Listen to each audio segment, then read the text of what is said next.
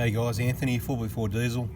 Always seems to come up again in discussion every now and then when installing a snorkel, what you do with the holes in the bottom of the airbox. See those 3 holes in the bottom of the airbox? This is on a 1KD FTV Prado.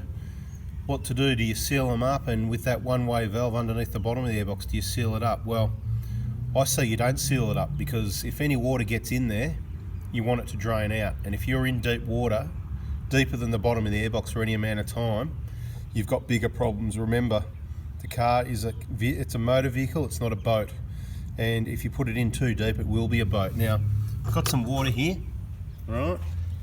There it is, big pool of water and an airbox. We're going to put the airbox in and see how fast the water comes in. So you can look at the time now. I've put some tape over that bolt hole there. That may weep a little bit. It's just a temporary solution to see if it works. I haven't done a test on this.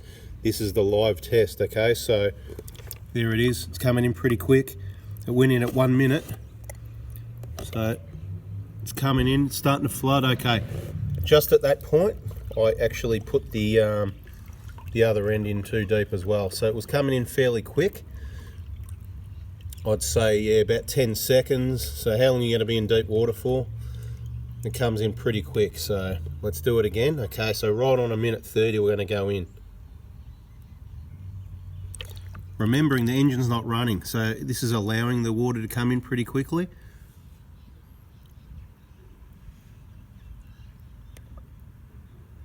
So there's 10 seconds, and that's where the other end of the airbox here, because I've got it open, went in and water started coming in from that way as well. So the other part of the test is, does this one-way valve let water in? Well, it certainly lets it out. You can see it running out now at the moment. Okay, so it does work as a one-way valve. How can we work out where the water goes in backwards? We need to keep this in. We need to put the duct back on this end here, which we can't because it's the snorkel on a vehicle. Anyway, let's do it again. 2:20 we're going in. There it is. Remember with the airbox lid on, it's going to come in slowly because I think it is. I could be wrong. It's probably going to be about the same. Alright, so without getting the other end in the water. So remember the air filter's right up the top. So it's still coming in, but as it gets bigger, the air at the top, so it wouldn't have even reached the air filter yet. We're still in, but I've been careful to angle the box so that it doesn't fill in. We're not quite to the air filter yet, so that was quite a bit longer. You can see there's a lot of water in there, but that water still hadn't made it up to the air filter. So just the facts the way it is. It's up to you whether you want to block your holes or not. I still think to not block them. If you're in deep water, deeper than the bottom of the airbox, for longer than 20 seconds, you've got a lot bigger holes other places like the bottom of your doors. It's coming into your car, it's filling up your carpet, electronics and stuff in the car as well. You know, you've got problems. Anyway guys, there's the test. That's how fast it comes in. You make a decision whether you're going to seal those up or not. I'll explain a little bit more. What you got on this end of the airbox is what's called a pre-spinner, and what it does, as the air rushes past through here, whether it comes through your standard intake or a snorkel, whatever you've got, it spins the air and throws any dirt and water to the outside, to the perimeter, and then it collects as a little separator. This, hard to explain actually, but if you look through there, I really can't explain it in a video. Look, let's have a look around this side. See, you've got the inside and the outside thickness of the plastic there. So there's a cavity in there, and all the dust and water that gets spun at that pre-spinner gets thrown into that cavity, and then obviously gravity takes over and it goes to the bottom, and that's where this one-way valve is, right?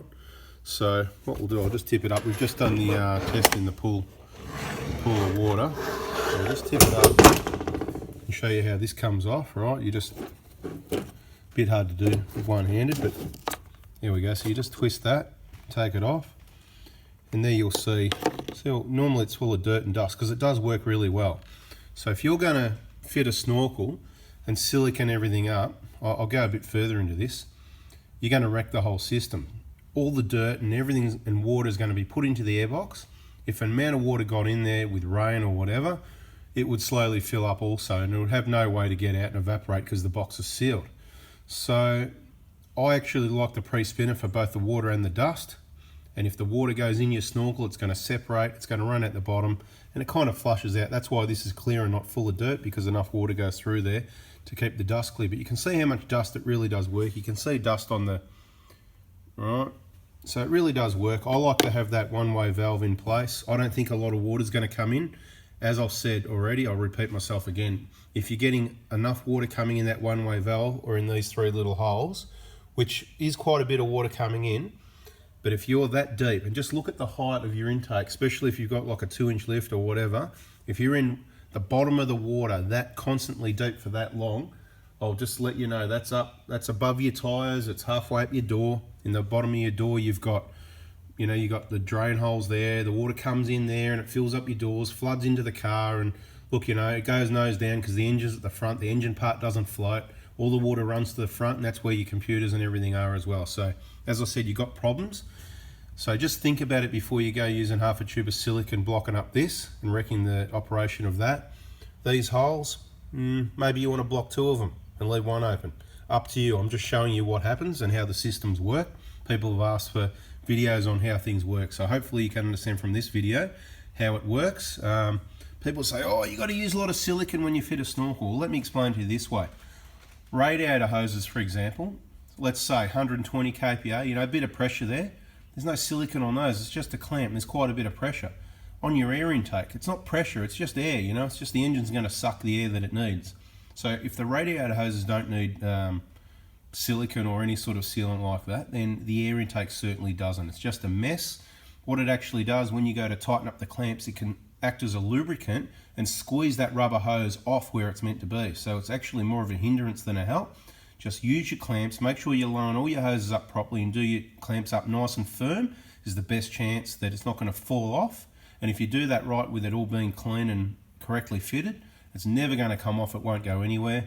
And then your dust and water separator will still work, which I think is a good thing. And your holes will drain if you do get a bit of water in there, you know, through the snorkel. But I just really don't think you're going to get water. So look, if you want to block them. This is more to explain how the systems work and what's going to happen so you can make the correct decision. All right, guys, there you go. Have a nice day. Hope that's helped. See ya.